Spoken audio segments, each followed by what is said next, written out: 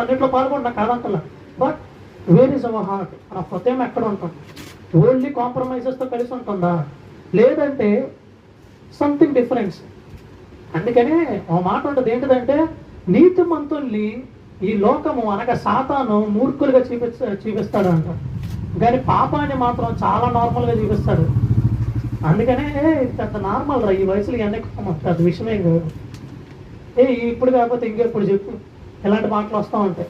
అదే నువ్వు నీతి నిజాయితీగా ఉండి ప్రభు గురించి చెప్తావు అనుకో, వీడు ఎప్పుడు చూసినా సరే రిలీజియస్ పర్సన్, లేదంటే ఎప్పుడు చూసి వీటి గురించే మాట్లాడుతుంటే వీడి దగ్గర ఇంకో టాపిక్ ఉండదు, వీడితో మాట్లాడతాం వేస్ట్ బాబు, ఈ తప్పు ఇంకోటి ఉంటుంది వీడి దగ్గర, ఇంక ఇదే మాట్లాడమాట.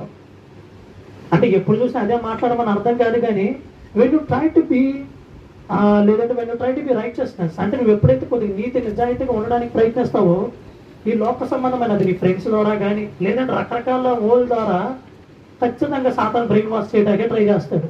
అలా ఉండగలదు, అది కరెక్ట్ కాదు.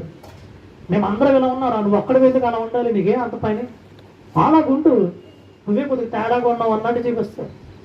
మరి ప్రభు చెప్తుంది అదే, it's already hated me first, అది నన్ను ఆల్రెడీ ఎప్పుడు హేట్ చేసింది, ఇదే కొత్త కాదు నాకు. నువ్వు ఎప్పుడైతే నా బిడ్డ అయి ఉంటావో ఖచ్చితంగా ఈ లోకాన్ని హేట్ చేసుకుంటుంది అని చెప్పి. కాబట్టి రెండోది కంటామినేషన్.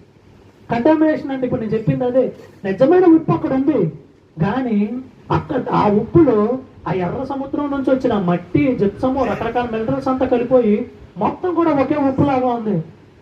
కానీ అది బయట ఎప్పుడు పడింది అంటే ఆ వర్షం పోయి మొత్తం పోయినప్పుడు ఆ మిగిలిన తుప్పు ఉంటుంది చూసారా, ఆ తుప్పు మాత్రమే.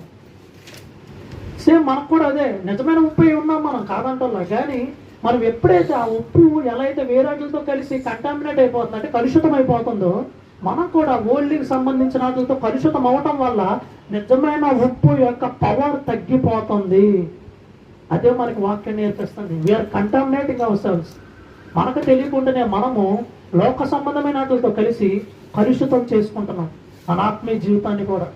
ఈ లెంట సీజన్లో, ఇక సమదినాల కాలంలో ప్రభు మనకు గుర్తు చేస్తుంది అదే, దయచేసి మిమ్మల్ని మీరు కలుషితం చేసుకోవద్దు, దానివల్ల ఎలాంటి ఉపయోగం లేదు.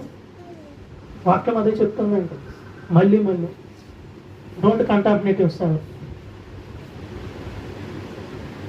అలానే ఇంకా మూడోది మనం చూస్తే, మూడోది ఫస్ట్ థింగ్ ఈజ్ గుర్తింపు అనగా ఐడెంటిటీ, రెండోది కంటామినేషన్ కలుషితము.